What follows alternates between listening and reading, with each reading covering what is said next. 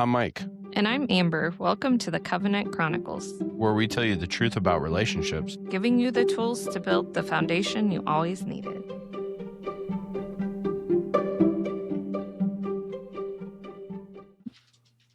Welcome back to the Covenant Chronicles. Hi. Like the fourth time. You should probably push your mic closer to you so people can actually hear you. Oh, yeah, that's crazy. That's a good idea. Yeah, probably. Attempts over and over again to get this done, huh? Oh, yeah. We're trying to actually record during the day. We always record at night, but I was like, let's do one. Because you had this whole thought last night about something, and we're like, oh, we should do a podcast about that. Like, okay, well, we just talked about it, so we should probably do it before we forget. So I'm down. Package people ringing the doorbells, dogs being a pain in the butt, microphone's not working. Anyways, fine. Here we are. Yeah. So the thought I had, yes, it actually stemmed from one of the other episodes we did. And you had mentioned when we were not in a great place in our relationship. And then when we were over at some friend's house last night, we were talking about some different stuff. You had mentioned it again. And I had said something to the effect of, well, I wouldn't consider it not a great place. It was the phase or the season in which we were in, I guess. And then when we started driving home, the night went on and we just continued. And we didn't really talk about anything after that. And then when we went home, we started talking about it. And, you and I were kind of explaining our thoughts on it. And it was like you had said something, and I was like, that's it. That's what I'm trying to get at, right?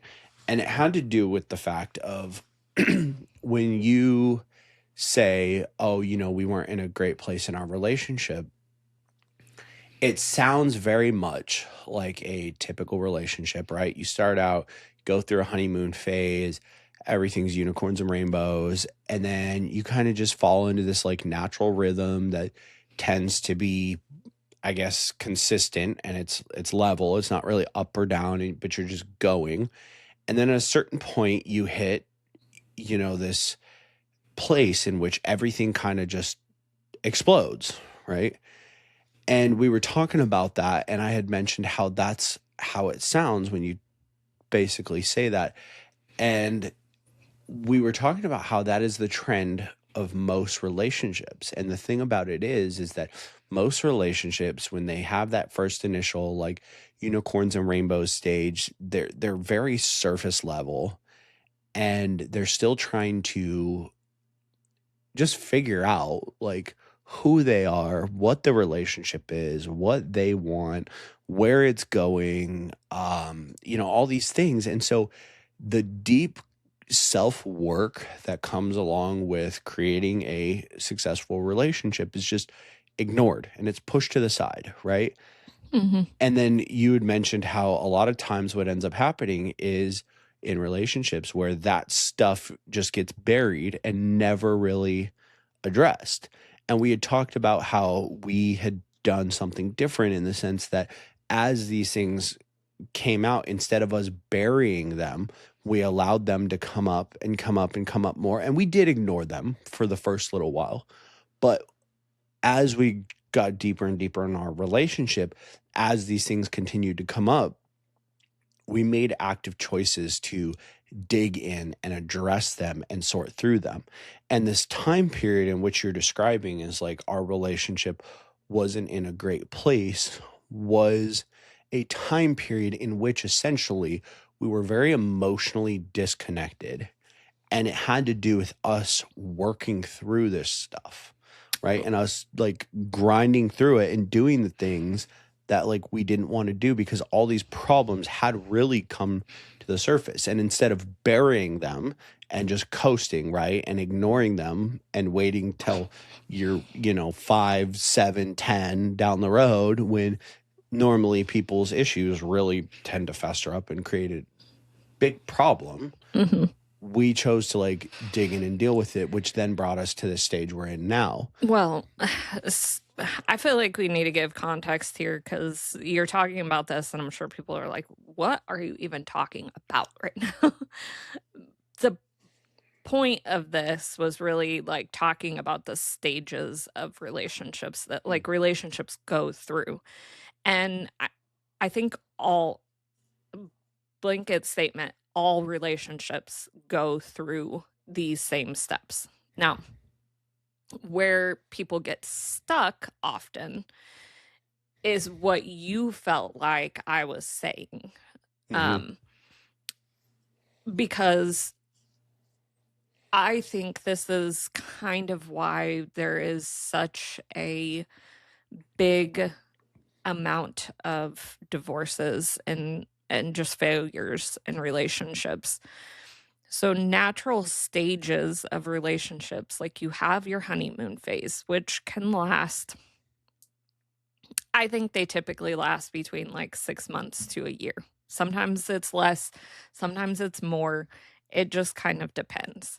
But that really is that time period in which you're just like you said, unicorns and rainbows. Everything is great. I don't see your flaws. You don't see my flaws. We're just happy. We're having fun. It's whatever. Then you move into the next stage, and that's where stuff starts to bubble up. And, you know, your flaws start to come out. My flaws start to come out. We start to notice them because we're not in that like heightened dopamine and serotonin and all of those things stage anymore. Mhm. So you start to notice your partner's shortcomings, if you will. That's also where your baggage starts to pop up and you actually start to be aware of it and notice it. And what tends to happen though is that people get to that stage and instead of addressing those things, they just start burying those things. They have issues with something, but instead of trying to talk about it or work through it or whatever, they just bury it. And this is where resentment starts. And it just goes on for years and years and years. People then get married and carry this into the marriage, and it just continues for long periods of time. Right. And then it's like 10 years down the road, and suddenly one or the other partner is like, I can't do this anymore.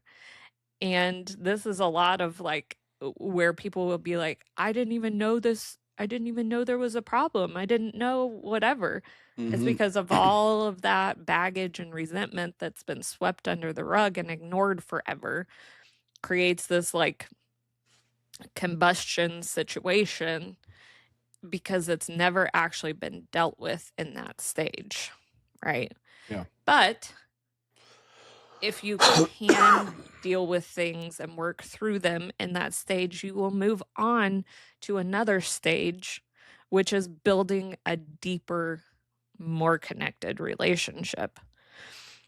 And that's where, like, I think you thought I was kind of making it seem like, oh, we've had these issues forever and ever and ever. And then it just got to this point and we had this really bad season, which I can understand like why you saw it that way. But that's not really what I meant whenever I say that. I do say it because, well, first off, you kind of kept making the point, I don't know that our relationship was ever great before. So saying that we had a bad season Mhm. makes it sound whatever.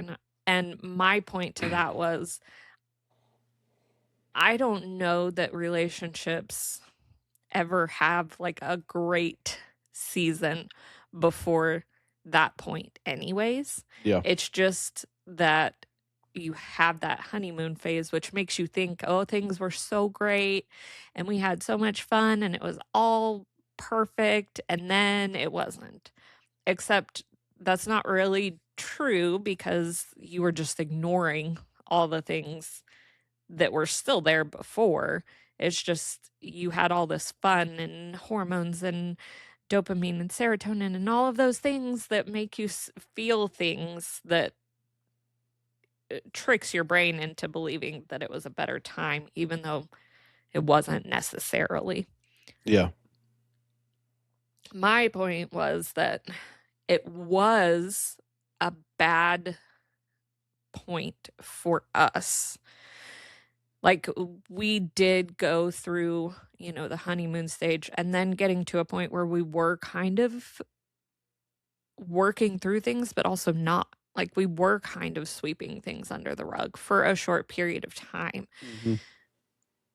But because you and I have been in previous relationships where that cycle happened and we got to the blow up period and then didn't recover from it, we got to that in a short period of time in our relationship. Mm-hmm. And then it was like, this is not the type of relationship that I want again. So either we're going to dig in right now and we're going to figure things out together, work through the baggage, work through our pasts, fix ourselves, and move forward, or we can end the relationship right here and move on. Mm-hmm. And just, it is what it is.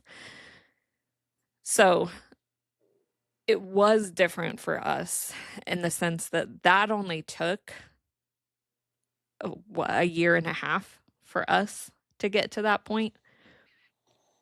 Yeah, from beginning a cycle to end of cycle, when we started actually building something like what we have now. Yeah, I mean, probably a year and a half. And I believe that was, I guess that was what, for me, where my mind went was trying to sort through this and I guess make it a situation where I believe that is important for that part to be known, in the sense that, like, expressing life cycles of relationships and showing that this is a normal thing. But the challenge is when you let it go for years and years and years. And, even thinking through it now, like looking at our conversation last night and relating it to other relationships, I don't know if a lot of relationships actually even I work through it at that other stage. You know Mhm. what I mean? Like, they'll seek counseling, they'll seek help, or they'll seek friends, or they'll seek somebody at their church, or they'll seek whatever, but they don't actually work through it, right? They get just surface level help enough Mhm. to where it doesn't seem as though they're constantly at each other's throats. Yep. And then they go back, right? And then they're in a cycle where, like, oh, and I think in a lot of ways, when the tipping point happens, when it boils over, there's some sort of catalyst event, right? We've talked Yep. about those before, right? And a lot of times that looks like infidelity. Yep. Right? Whether it's emotional, whether it's physical, whatever. But a lot of times it looks like infidelity in the relationships. And there can be other things too, where, you see it more often with women asking for a divorce than men, but it can go either way. And those are where these issues really fester and boil up and present themselves. And then there's some big catalyst event that it creates, right? Mhm. And then especially, with the divorce one, I mean, you see people seek help then too. A lot of times doesn't fix it, right? Like, all it does is prolong that situation. And understanding what we do now and knowing what we know now, I can also see why, not only from a faith perspective, but also from a psychological perspective, and, from a I guess, however you'd say it, basically like neurological perspective, where, like, how the brain operates and, what we know about relationships and how, in a lot of cases, they aren't brought to the place that they need to be brought to actually work through those issues. Mm-hmm. But even like in cases of infidelity where you go seek counseling or you go seek therapy, couples therapy or whatever, and you work through it, and then this whole like the relationship is never the same or whatever after, which is true.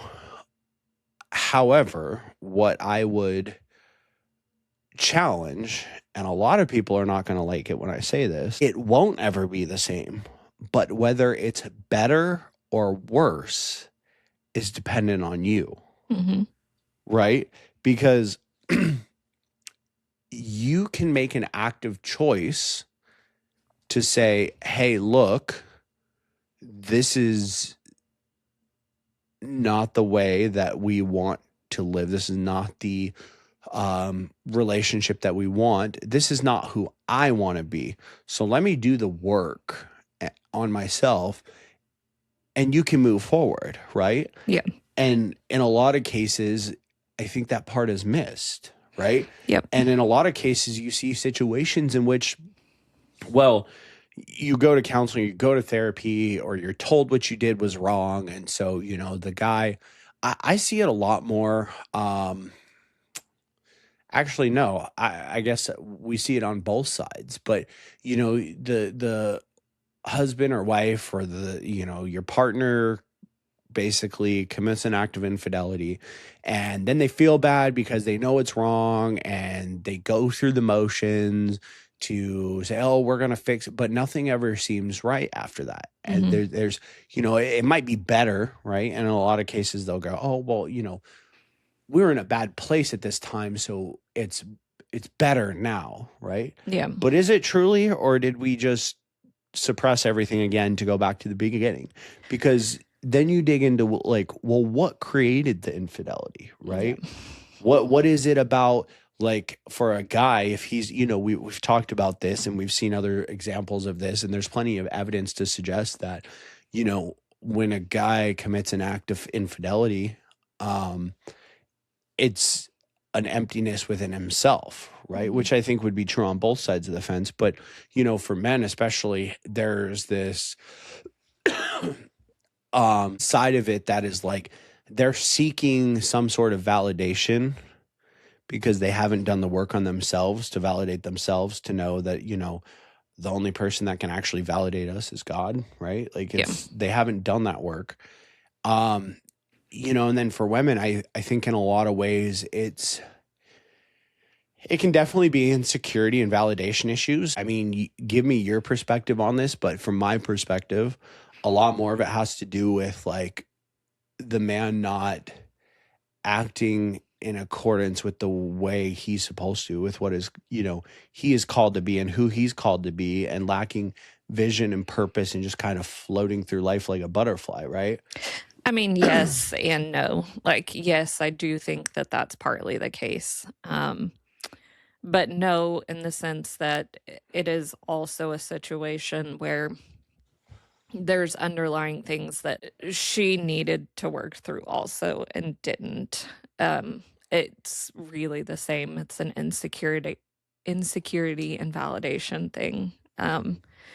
And I say yes and no because if you were providing those things inside of your relationship, there's a high likelihood that she wouldn't feel the need to go search for that because she was getting it. But on the flip side, if you haven't worked through your own crap and you just really have this deep need for validation, and for someone to be telling you nonstop that you're whatever, you're beautiful, you're sexy, you're what, like if you feel the need to be validated for that all the time and you're getting it from your partner, but you need more, Mm-hmm. which is an issue of working on yourself, right? Because you're searching for something that you're never going to get.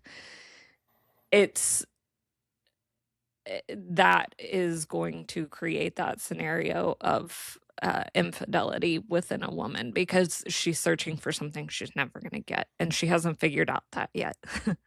And so it's just this continuous cycle, which is really the same thing with guys. It's a two-way street. And like, yes, I hear you when you say like if the guy was doing what he was supposed to, but I think that that's kind of a scenario where like both of you have worked through crap, and then she's not searching for that because she's, worked on that within herself. I guess where I come from that is from the perspective of with the natural roles that men and women fall into and the natural energies that they fall into. When a man is truly on point and doing what he's supposed to, showing the leadership quality, either they won't be together because he's not going to tolerate the behaviors, or it will trigger her to work on herself. Versus like for men, if a woman is being who she's supposed to be and he's not, there's not really like a situation in which that triggers him to work on himself. And more often than not, a woman will continue to tolerate that for years and years and years. You know what I mean? And like make excuses for him even when she's like working on herself. Yes and no. And a lot of cases it gets turned into like a pet project, if you will, of like her trying to fix him. I'd say yes and no. I think some of that happened in our relationship though. So it's kind of hard for me to be like, no, I was not like in a perfect state by any means, but I also pushed you to work through a lot of shit, which. So I would challenge you though, because the difference is I was still in the frame in which I should have, but there was stuff I had to work through that I hadn't quite worked through. And I think that's where you're confusing the base point of what I'm getting at, because there's a difference between being in the frame that you're supposed to and there's still things that you have to work through, behaviors that are not healthy that you have to work through, versus just completely not being in that frame to begin with. Because I don't know, babe.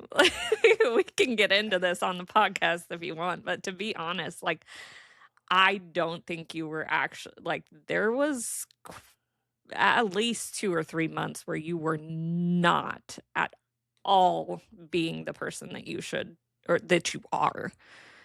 Not that I'm not saying like that you shouldn't or you should be. Like you were not being who you are at all. And so that was the point at which our relationship was in that bad stage because it became more apparent. See, but then there again, you just validated my point.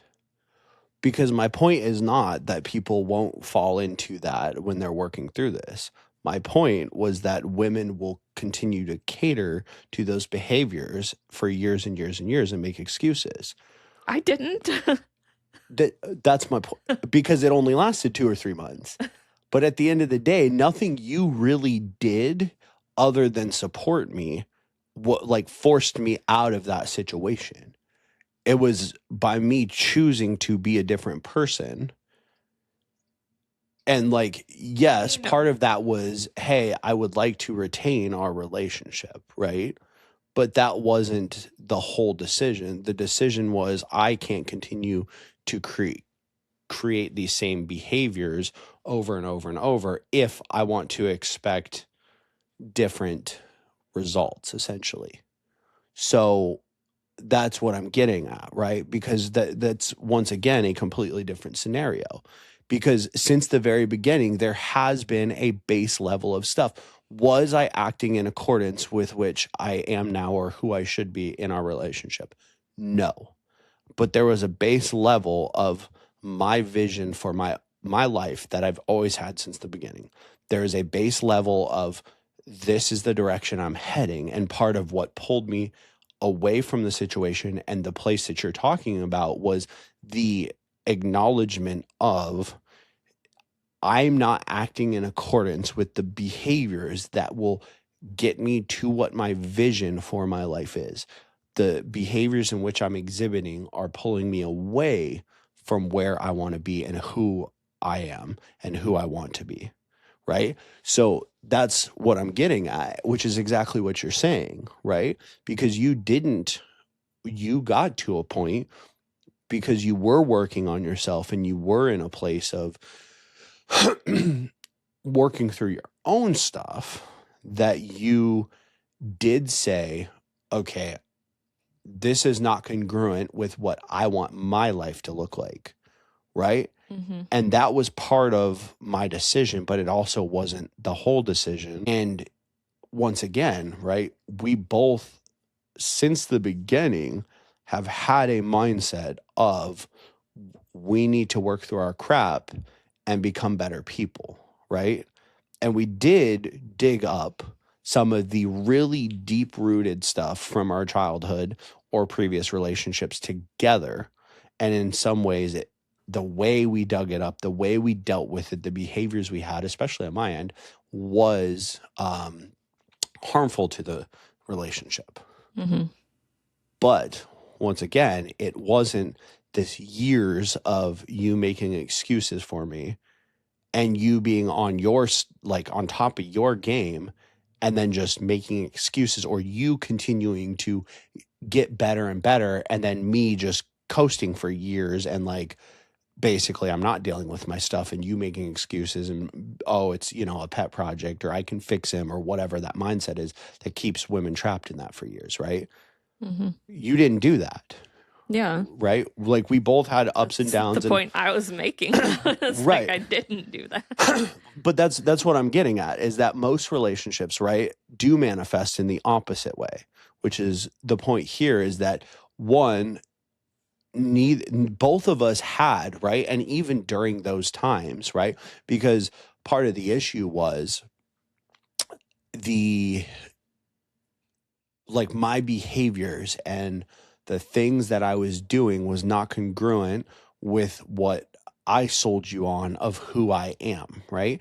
Mm-hmm. And with that being said, though, right? Because if you want to talk about that, there was still a standard in which I held you to. Now we can talk about, well, was it fair? Should I have focused more on myself? We can talk about all those things.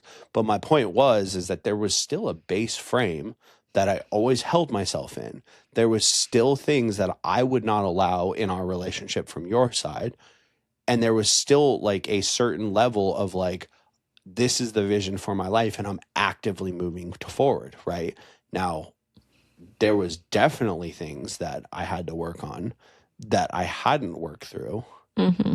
And there was definitely things that we had to work through together. And there was definitely things that I had to overcome, challenges within myself that I had to overcome. But that base level of things was still always there, right? And because that was part of your argument at one point was well, how can you hold me to this standard if you're not going to follow, right, the same standard essentially? Mm-hmm. Right? And that was the thing. And that was the point I was getting at was with guys, I feel with the roles naturally falling into is by us holding a certain frame and us holding a certain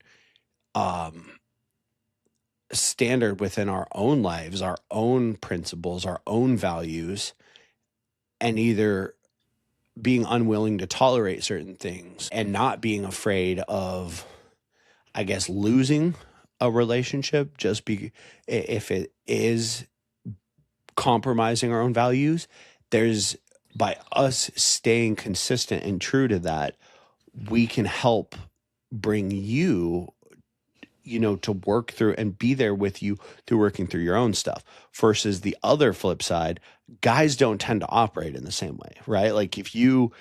Unless we really lose a woman that we've been with for years that we really cared about and all that stuff, we don't have, but it's not a situation in which if you were to act in accordance, you were on point and you were really on top of your stuff, following your values, and I just wasn't, right? You doing that is going to tend not to make, at that point, I'm going to keep doing stuff I'm getting away with. Does that make sense? Mm-hmm. You know, like it's it's kind of the same. In a manner, like most men will not make a change until after they've lost her, and they're like, "Oh crap! Okay, I really screwed up. I need to work on myself." Okay. Does that make sense? Kind of, but I don't. I feel as though I don't know.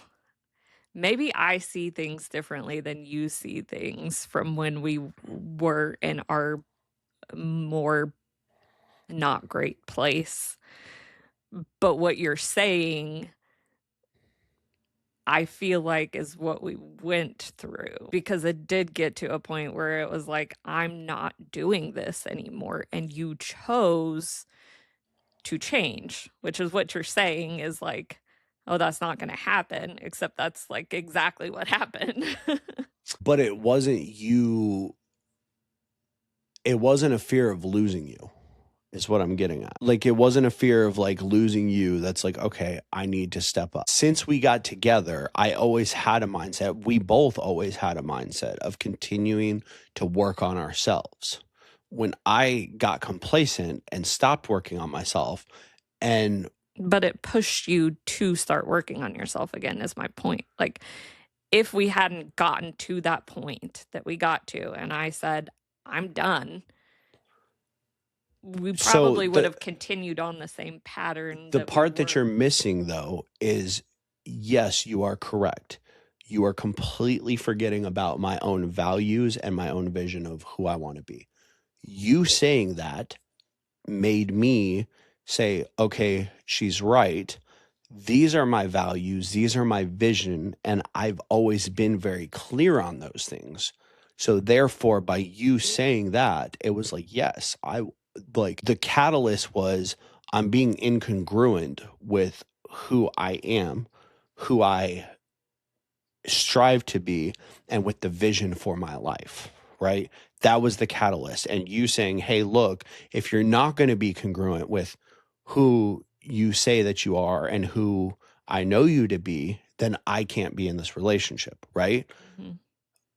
What I'm getting at is most men don't have that frame. Most men have no idea who they are. Most men have no idea what their vision is, and they're just coasting through life. Mm-hmm. So when she says that, they will do actions, right? But they don't ever actually work on themselves, which is why there's no sustained growth, is because they put actions in place to sell her on staying, right? Mm-hmm. But that's not at all what occurred. What occurred was, hey, I'm not doing the things that are congruent with who I am. And that was part of the thing, is I was so clear on who I was. Now there was details I had to work out, and like you've helped me get there in our relationship, and other things I've done in the last couple of years has helped me get there. But I was so clear on who I was and the vision I had for my life.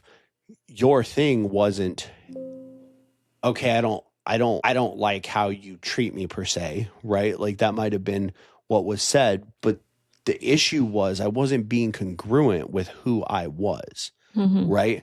And that's what I'm getting at, is when men don't have that frame to begin with, the catalyst of their spouse or partner or woman leaving them doesn't, like, it might trigger them doing actions, but it only lasts a couple weeks or a month or 2 months, and then they're right back to the same behaviors, because it's not about them being incongruent with who they are.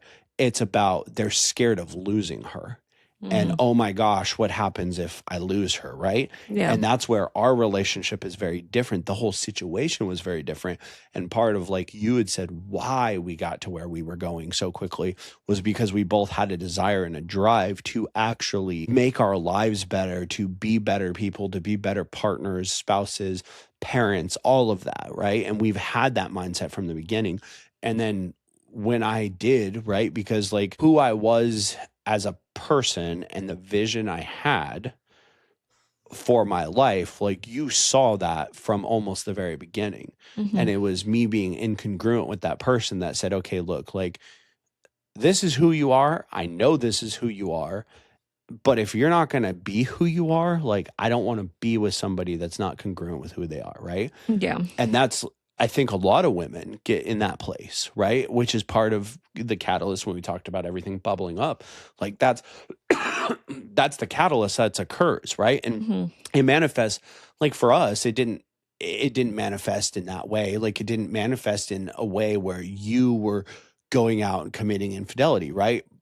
In a lot of relationships it does. Mm-hmm. But the issue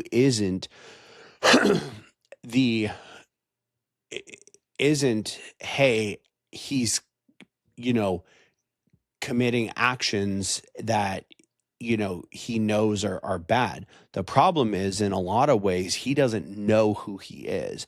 And I guess that's where I was going with that, is the sense that like with women, if a man is in that frame and he knows who he is, and we, in accordance with that, we can pull you out of like where you're at, right? And we can help build you up, and we can help a lot of these behaviors and the things that are programmed into you over time, you know, from past stuff, relationships, childhood, all that stuff. Us acting in accordance with our own values, our core values, and in our frame, we will pull you out of that. Or if we can't, because it's just so deep in you, like we just won't tolerate it, right? But like the flip side isn't always true, in the sense that it's not that you guys can't, it's that maybe this is the wrong term, but men aren't as smart as women in a lot of cases. And if we don't know who we are, we don't have a vision or a frame in which we put ourselves, that we know, okay, this is what my values are, this is who I am, and this is where I want my life to go. If we don't have that, and you are on top of your stuff, either you leave and we make excuses, Mm-hmm. or women tend to make us a pet project for years and keep going, okay, well, I'll change them, I'll fix them, I know, because you see the potential in us, right? You see that value, but we just won't step up, right? And that's what I was getting at, is like men aren't as smart as women, in the sense that like we'll just keep doing stuff because we don't know who we are, and you see who we are, but we won't listen to that, right? We won't understand that. And you know, it'll go years and years and years of you making us a pet project, trying to fix us and get us to step up and be who we are supposed to be. Yeah, I agree with that. Does that make sense? Yeah. I feel like that got super off in there. Like but uh I see what you're saying. I think that that went down a whole rabbit hole that kind of detracted somewhat from the point that we were trying to make, but um you know, I do think that in order to step into the next like phase of a relationship, which I think most people don't actually ever get to, that you do have to be willing to, as you say, step into who you are, but also do the work to change what's made you not be that person, right? And it I think it takes a level of both partners working on themselves to figure out who they are and um what they expect within the relationship, but also it does take a level of forgiveness and understanding. And I think that that's where people often get lost because we have a hard time forgiving and forgetting. Mm-hmm. There's a level of like, oh, I forgive you, but then, you know, 2 months later when you're mad again, suddenly you remember all of that again. Mm-hmm. And that's not to say like this is where I want to like throw in a caveat of like, yes, your subconscious remembers things, right? And so something might happen that might make you feel a way that you previously felt, right? But it's when you take the things that have previously happened and you've said, I forgive you, but then you continue to bring it back up again. Mm-hmm. And there's not that like, there's a difference between telling your partner, like, I've felt this feeling before and I don't know why I feel this way at this moment, or like, I don't want to feel this way, but I feel this way at this moment, versus you did that thing that time, and because of that, I feel this way. Mm-hmm. Those are two like vastly different things, and I think they vastly differ how your relationship is going to go. Well, and this podcast in itself can be a perfect example of that, because as you're talking over here, I was thinking through the fact that, like, we give people scenarios, right? Or we talk about things in our relationship. And in a lot of cases, they're probably like, oh, that's not real. Like they're just saying what sounds good. But like this, like, for example, is like a quote unquote heated discussion for us, right? Like this is when we talk about it, like this is how it goes. Because at the end of the day, right, we didn't hear what the other person was saying, but it didn't go to a place of us being upset or name calling or whatever, right? It came to a place of like, okay, we weren't making the perfect connection. What I acknowledged or what I see is that there's a level of, you were feeling like I was dismissing maybe some of your emotions and feelings and things that you went through and things that you actually did that did progress our relationship forward in some of the hard times. And this is where, in a lot of relationships, both parties are trying to make a point, and neither of them are really wrong, right? Because from your perspective, you did have to put your foot down and basically say, hey, look, like, I'm not willing to tolerate this anymore. And I need to, like, if you can't do what you are meant to do or and live up to who you are, I need to like exit the situation. And I'm saying, basically, no, you're right. I had to have a basis and a frame and a vision and understand who I was for that to be effective, because otherwise it would have fallen on deaf ears. And it was me choosing to be congruent with who I am, and you pointing out that I wasn't being congruent. That is actually what did that, right? But let me throw this out there, because if I hadn't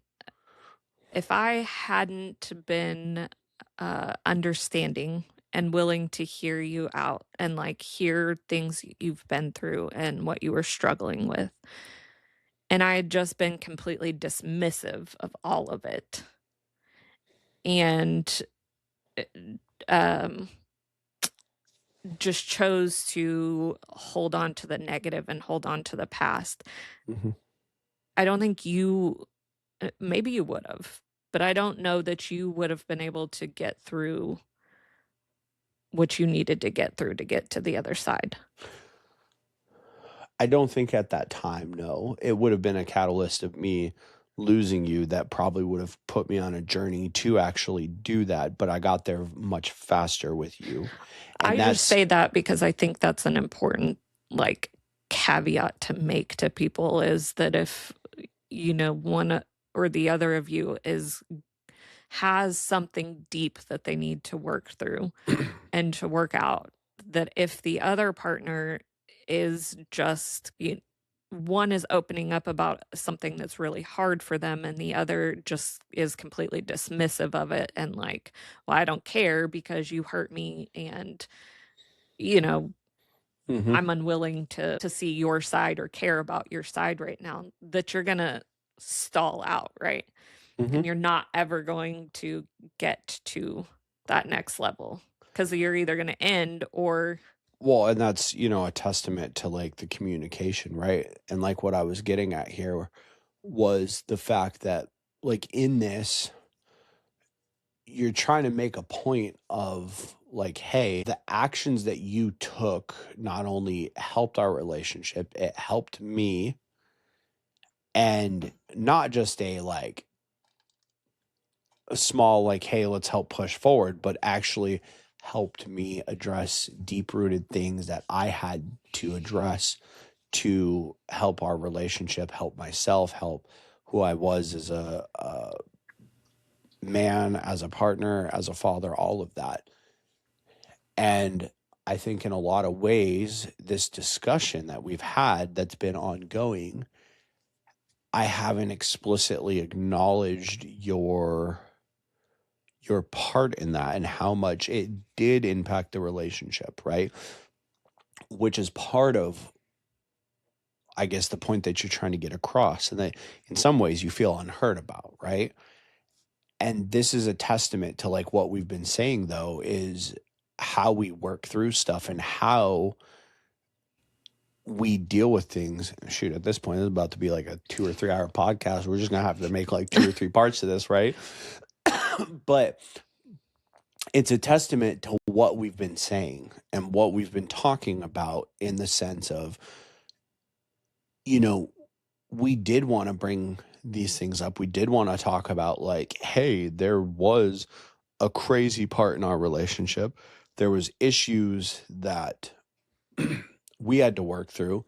And part of that was like the things that we say, right, are because we've lived those. So for example, when I say, hey, a man who's acting in a place of infidelity, or who is doing things that are consistent with infidelity or committing infidelity, is typically an issue of validation that he has to work out within himself, right? I say that because I've been there. I don't say this from like, oh, I had this one friend one time that was addicted to porn, right? Like, yeah, we've dealt with that. I've dealt with that. I've had lots of people that have dealt with that. Personally, I've never really had that addiction. I've had other addictions, though, that were based on the same thing, right? And so there's things that we work through, that we talk through, that when we say these things and address these things, like, it's because we've been there, we've lived them, we've figured them out, and we've come out the other side of them, right? And not just, hey, we went there, we've been there, okay, now this is like, I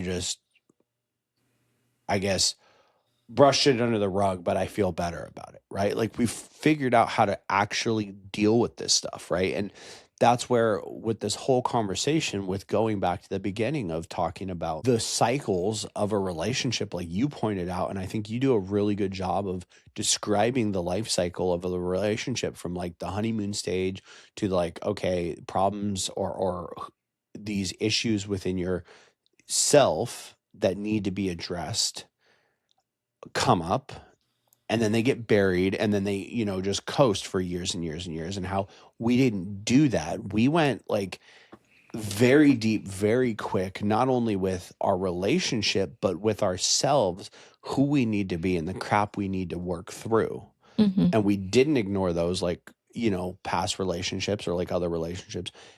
And part of the choice that we made, though, was we're going to dig in, and we're going to choose to work through this. And it might be ugly, it might suck, it might be uncomfortable, but we're going to work through this, right? And then even now, within our discussions of how to do this, right? Like, this is a perfect example of like, hey, we don't always see eye to eye, but seeing eye to eye isn't about we have completely different opinions. In most cases, we're saying very similar stuff, but it's not being perceived that way. And I feel that most relationships, this is like 98% of their communication is the same way. They're just missing the mark just a little bit.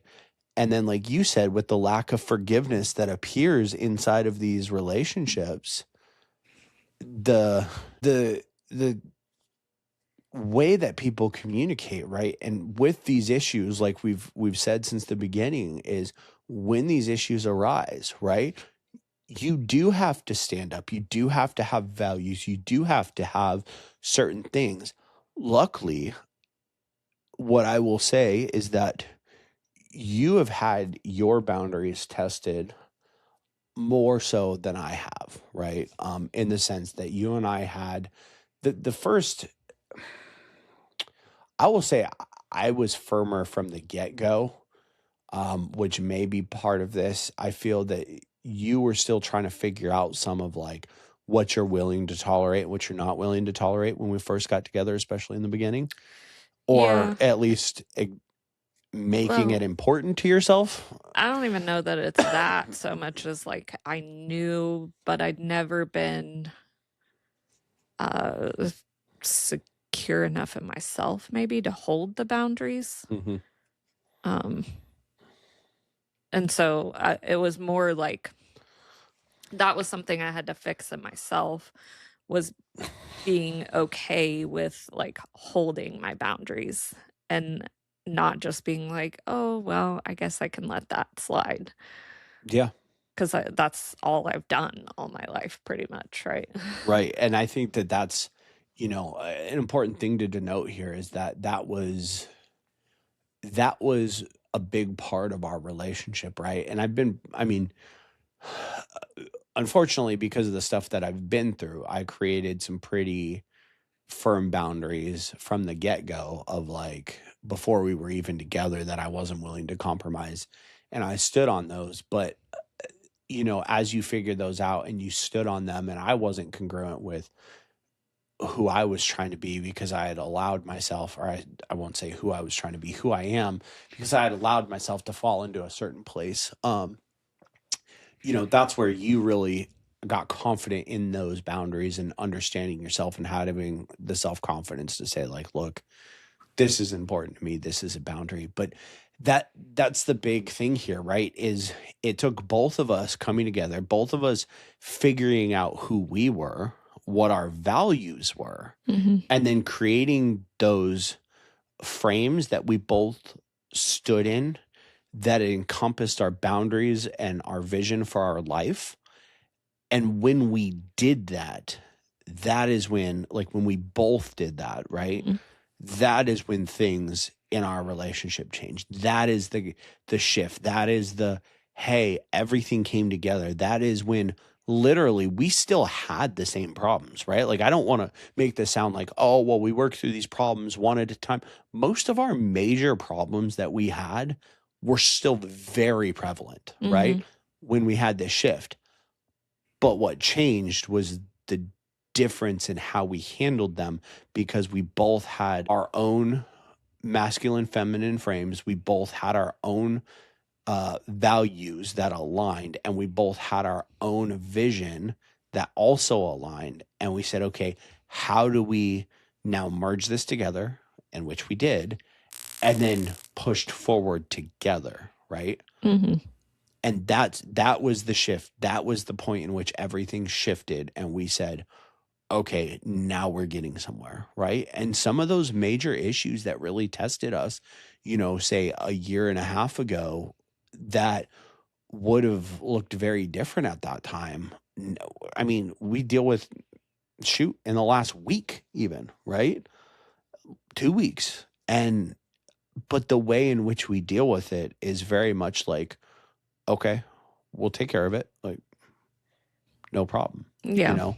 versus us allowing these things to get us in an emotional place and a disagreeing place and a like whatever place, right? And then because of this, because we have this, right? And because we understand each other and we've built what we've built, now we can take situations like 10 minutes ago, 15, 20 minutes ago, whatever, where we are seemingly not seeing eye to eye, and we can step back and I can say, okay, What is she trying to get across here? What is the point that she's trying to make? What is it that's important to her, that the message that she's not hearing? Because if she thought I was hearing her, she wouldn't be trying to keep driving home this point, right? And then I can say, okay, let me listen. Let me let her know that I'm listening, right? Yeah, I think there was a moment of that for sure. I think you might have felt like I was still continuing to do that, but I was trying to turn it to this point of like, there is certain things that have to be done in order for you to move from that like level of fighting and arguing, not understanding each other, burying stuff, whatever, to move to the next level. Mhm. And my point in that was like, there does have to be that level of understanding and forgiveness and willingness to work together to move to that next level. Because if you don't start doing that within your relationship, you're not going to ever move to that next level. And I do think like it did take a lot of figuring that stuff out. Like I very vividly remember having a conversation with you right before things kind of blew up in our relationship that was like, hey, I am striving for and want a deeper relationship with you. And like Mhm. if we can't do that, then maybe we need to like evaluate our relationship. Because I knew I felt we were stuck in that place. Mhm. And that's not the kind of relationship that I wanted to have. I wanted to have what we currently have, Mhm. but it took a lot of working through things to get to that. I think a lot of people feel that way, but don't ever actually do what needs to be done to get to that place. Mhm. And I even think that there's people that think they're in that place that aren't actually in that place because they haven't actually forgiven, worked through things, taken down walls that have been built, forgiven resentment and actually let it go. Like there's so many layers of things that actually have to happen to get to that point.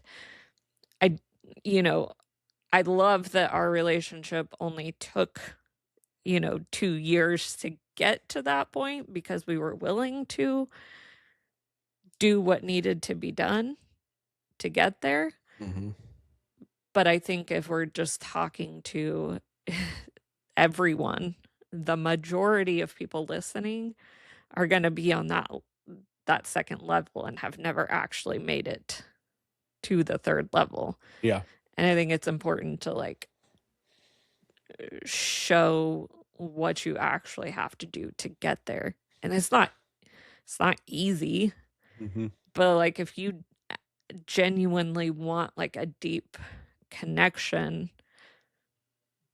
where you can have conversations that aren't gonna blow up over misunderstanding, right? You have to work to get there. And that does take a lot of these things that we've talked about, right? Yeah. Yeah. Things that we've talked about over and over on various podcasts, and all these pieces to the puzzle, but this is, the deeper, like, what it looks like in a life cycle of a relationship, and how, you get to that point, and all the things that we talked about that are these pieces. They're all little things that you can work on, that you can add to your repertoire, add to your toolbox to be able to achieve that, right? But what it looks like to actually achieve that is this right here, and like we were talking about, in the sense of the life cycle of the relationship, and how many relationships stay in that very surface level place, right? Or even if they think, well, like, okay, we've been married X amount of years, we've been, we have kids together, we have this, we've whatever, I 5, know 10, 15, everything 20 about years. them, but do Yeah, you actually, or do right. you just know the surface level things about them, because do you know why they're doing the things that they're doing? Do you know Right. why they have the walls up that they have the walls up? Like Right. And it's really that's easy to say, like, oh, I wish my partner would do X, Y, and Z, right? Like for men, it's, oh, I wish, we'd do more in the bedroom. For women, it's, I wish he'd step up more. I wish he'd do this more, right? And it does take a level of like, you have to be willing to work on yourself. If you want a good relationship, you have to work on yourself and you have to keep striving to actually do the deeper work, identify the deeper things within yourself and work through them. The other side of it for your partner is like, as a partner, you have to be willing to be curious about your partner and not just, hey, I'm frustrated because it's been years of the same behavior. Mhm. Okay, well, here's the thing. People don't just do things because they wake up one day and are like, I feel like being lazy, Yeah. right?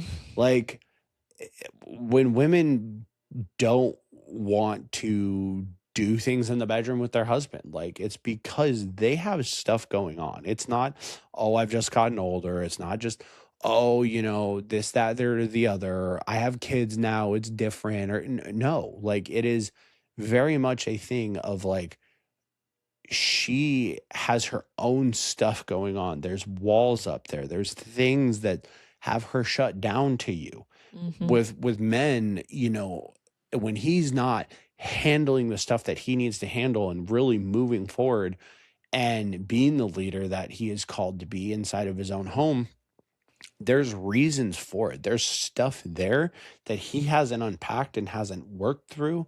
And there's stuff that he is just ignoring and just being complacent and just moving through. And they tie together, right? Like Mhm. in those two things, like, well, she's not doing that because he's doing that. And then he's, Yeah. whatever, right? Because I mean, to put this in like a perspective of a circle or a cycle, right? If maybe he has validation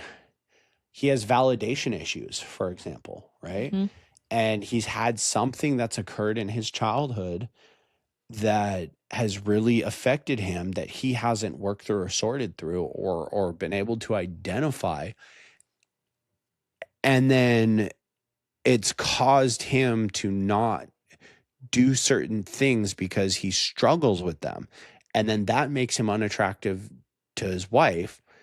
And so his wife is now at a place where she's got walls up and doesn't want to sleep with him. Well, then it comes back around to like, well, these validation doubts that he has are being proved right.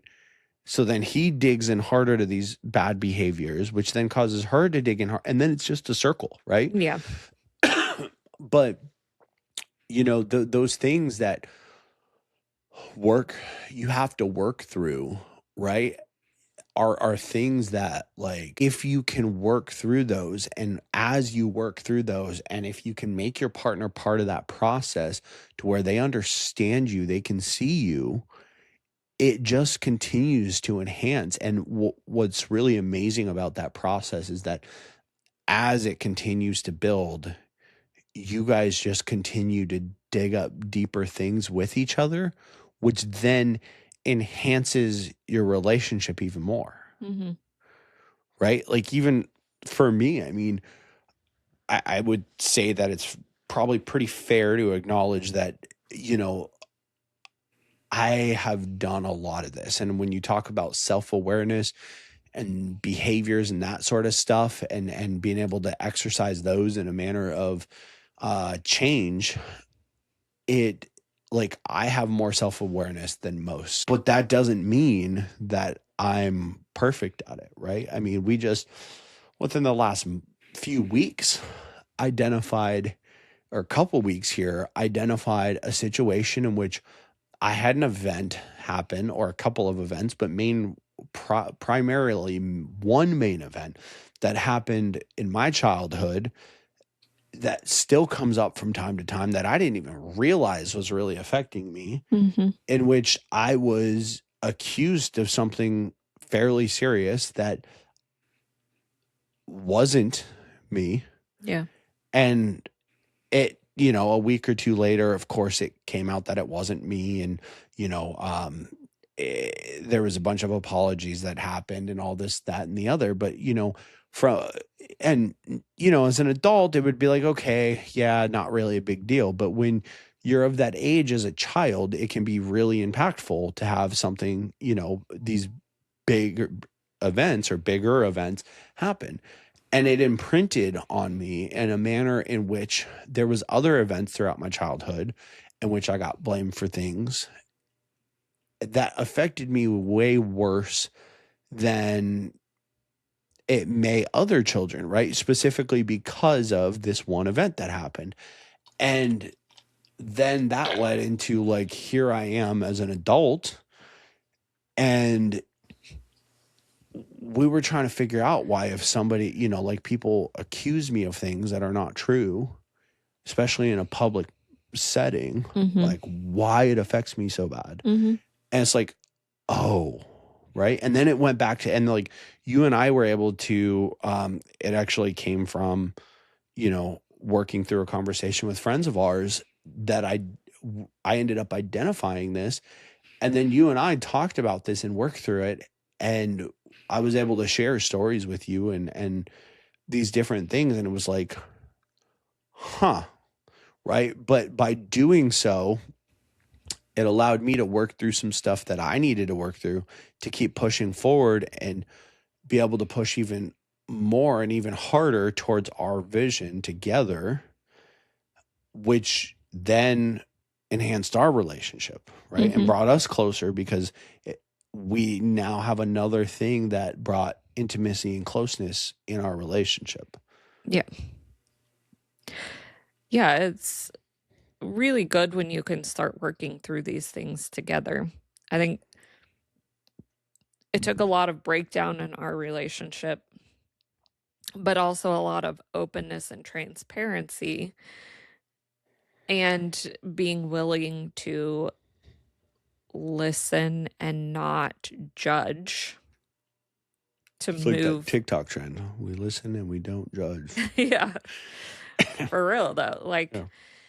and I say all that and know like it's hard to be in that situation and to not feel a certain way and all of those things. But if you can choose to sit through hard conversations and hear your partner out and not just automatically feel your own feelings about something that your partner went through, right? Because we love to project our own issues into other people's issues, right? And so you'll sit there through your partner telling you some really hard stuff, and you naturally just want to be like, well, you made me feel this way. And then that never really actually works through the issue. It doesn't help your partner feel safe to continue telling you hard things to get you to the other side, right?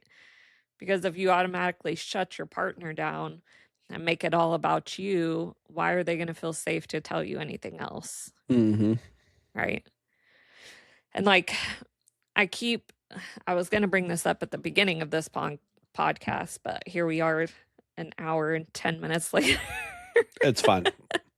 By the time they listen to this, it'll be split into two, and Maybe part 1 and 2, and we'll have we'll see. But I personally, like when we were going through a lot of our stuff, had to take the time to like really sit in our faith with it as well. And like one of my favorite verses in the Bible has always been 1 Corinthians 13. And it's the love is patient, love is kind verse, right? Like it's always been one of my favorite verses. But when we were going through some hard stuff, I like went back and reread that and realized that like I'd never actually been doing what it said. Right? Like it literally says, love is patient, love is kind. It does not envy, it does not brag, it's not puffed up, it does not behave inappropriately, it does not seek its own way, it's not provoked, it keeps no account of wrongs. And Hmm. that's where I got stuck, right? Because what do we love to do in relationships? Keep account of wrongs. Hmm. And we, especially in relationships that have been years and years and years long, we've got a logbook for the last 10 years of all the accounts of wrongs in this relationship, right? Hmm. And we like to dig that book out and open it up and start going through it when something goes wrong. But what I had to really sit in that was like, that's not what we're supposed to be doing. That's not what love is. And like we talk about love being more of an action than it is a feeling, but think about that.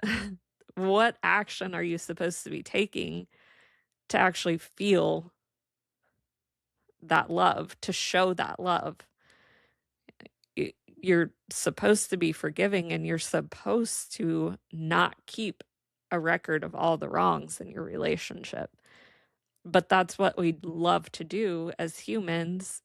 That's why we have so many relationship problems also, Hmm. right? But that's my point in this, like, moving to the next level, is that at some point you have to really look at that and understand I can't be keeping a record of every wrong. Like, what I have to be open to hearing you, I have to be open to forgiving you, and I have to be open to moving on. Yeah. Because in order to actually have a deep relationship with you, and even put it spiritually, have a deep relationship with God, like, I can't be doing those things. No, it's true. I mean, that's part of the biggest issue is that we hold on to all that, right? And like by all rights, there's a lot of stuff within our relationship that I mean, you could have definitely held on to. You know what I mean? I mean, it definitely was like a thing where you could have held on to stuff and we could still be, I guess dealing with the same issues. There was stuff that I definitely could have held on to. There was stuff that we both could have continued to harbor and hold our own feelings towards and, create this like issue, I guess, if you will, of just perpetual like holding a record of accounts, if you will, you know. Um, and the thing is that we chose not to do that though, right? We chose not to hold on to these things. We chose not to um, do these things. And what ended up happening from that is that we changed the trajectory of our relationship and we changed the direction that it was going, right? And we changed this outcome or result, if you will, in the sense that like every day is something new. Every day is us building closer to our relationship, what we want it to be. Every day is us building closer to our vision. Every day is continuing to like get better and better. And that's where you build that in relationships, and I to me, I go back to this morning you had, talked about reading James 1, and there was a part in there in James 1 that was talking about how basically you're not going to be tested, like God's not going to test you, and essentially nobody can test him, right? So if he's basically the moral of the story is like if he's truly in you like we claim, then like The devil's not going to be able to challenge you. God's not testing you. And if you feel that way, like it's the world pulling you away from who you are, right? And it made me think a lot about the relationship aspect too, in the sense that like there's a lot of truth to that, in the sense of like who we are and who we choose to be and the way we choose to deal with our relationship. And if we're going to hold on to those wrongs for our own selfish purposes, then we're going to get what we're putting in the ground and what we're growing, right? But if we're putting the good seed in the ground and we're continuing to forgive and say, okay, this person is changing, this person is constantly making a active effort to get better, to be better, to do all these things differently, right? Then at that point, like, why are we continuing to hold on to this old stuff that isn't serving us in any manner, right? And by doing so, and by us choosing to continue to like change the things that we do and change how we act, and choosing to not hold on to these things, what's happening is this active choice of how we also view our relationship and how we view our partner and how we choose to interact with each other, where even when it's hard, we choose to act in a place and come from a place of love, even when, we don't necessarily have the energy or to really, I guess, connect with our partner or whatever. We're still choosing our partner and choosing to love them, and, um, always choosing to continue to pour into the relationship, as opposed to taking from the relationship and having that like taker energy of like, I'm just going to take whatever self-serving to me, and whatever isn't, like, okay, whatever, right? And like it totally has made this completely different outcome in our marriage and our relationship, that like we're consistently grateful and thankful for each other and the things that the other person does, Mhm. you know? And what's funny is like some of these stupid, annoying little behaviors that we both have, we've had the entire time, and it's silly stuff, but we don't, so interesting is like, we don't notice them Mhm. really. You know what I mean? Like I was just thinking about it this morning, and I like the toilet paper roll, right? Like that's something you always leave it empty, right? But I've never like it used to bug the crap out of me. I haven't noticed it in so long, and I didn't even think about it until this morning when I saw it again. And it's not that you've changed your behaviors, it's that I stopped noticing it, so I don't even notice if it's empty, right? Or I I just didn't go, know it was empty or I this just go morning. put a roll on there, right? And like I'll just put it on there, and like it is what it is, and I don't even think about it, right? But that's a perfect example. There's probably stuff that I do that I'm sure that you're like, used to be like, this dude right here, if he doesn't, I'm gonna strangle him, right? And like if you really think about like maybe some of these behaviors, say like from a couple years ago, I probably still do some of these small little things, but you don't notice them because we don't even think about it, right? Yeah. Because we're so focused on like what our partner does right that we don't even think about the small things. And then when we have these places of like struggle or hardship or disagreement, it becomes so much easier to navigate through them, because we come from this place of love, and we come from this place of like, how can I help my partner? Because if we're not seeing eye to eye, either I'm doing something, or maybe there's something in their past that's still affecting them a little bit, and I want to help them with that. Right. So then it becomes this place of like, how do we pour into our partner and walk through this together, as opposed to like, no, I just have to beat my point into them until they get it, Yeah. you know? I don't know. My brain keeps going down like a million different rabbit holes, and I feel like we could probably continue talking about this forever. But I'm gonna kind of circle it back around and end us for today. End Um, us for today.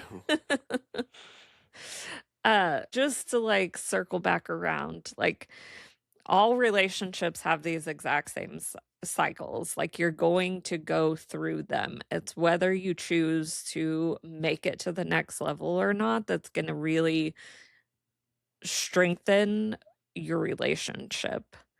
Because when you can start building that like deep, deep connection with your partner, which eventually we're going to have a whole podcast about what a covenant is, but I think that's honestly what building a covenant is choosing to work through all of that stuff and get to that deep relationship, because it's a much deeper bond than just surface level, like this is my partner, this is my wife. Like Mm-hmm. it's much deeper than that. But choosing to see your partner in a positive light, even when it's hard and it hurts you, like you need to work through it and dig through those things and work on yourselves and move to that next level. Because when you do, you're gonna be like, why didn't we do this 10 years ago? You know, like Yeah. it will completely transform your relationship, but you have to be willing to actually do it, willing to put in the work, willing to forgive, willing to listen, willing to understand, all of the things that are really hard for humans to do. Mm-hmm. But we have to be willing to honestly walk in Jesus' shoes and be who we need to be in a relationship and love how we've been called to love. Little tidbit to leave you with there today. Yeah. Yeah. I think this went much deeper than we intended it to go, but Yeah, I here we are. agree. I think on this note, this is where we leave them. Because we inadvertently created a two-part series over here. I don't know if it's going to be 2 parts. It might just be one long. Good luck. I'm just kidding. It's kind of interesting. So. Yeah, on that being said though, I think that, leaving where this should leave off ultimately is examining the life cycle of your relationship and where you're currently at, and what is that next place for you, Mm-hmm. right? Where are you at, and it really examining, like, be honest with yourself, and do you have crap that like is like holding you back, that is like really, I guess, creating issues within yourself, Mm-hmm. right? And if so, how do you go about changing this? Like what is it that you need to work on, right? And this could be a really hard thing to do, and potentially without walking through it with somebody else. But just start with one thing, right? What is one thing? Because at the end of the day, I believe that most people know when there's stuff that they have to deal with, and they just don't, how would I say it? Like, they want to ignore it, and it's easier to ignore it and pretend like it's not a thing. Yeah. So then the question becomes, like, how do you identify these things, right? And it's just a matter of, like, be honest with yourself. Mm-hmm. Like, what exactly are you struggling with deep down that you don't want to share, that you don't want to talk about, and identify that thing, and that is the place to start. Yeah, that's a good one. And also like examining your willingness to listen and forgive. And if you feel like you can't, evaluating what's holding you back from doing that. Yeah. All right, guys. Well, that is all for now. Have a fantastic Christmas. This is a long bonus episode for Christmas. There we go. There we go. That's a good one. Till next time. Bye, guys. Bye.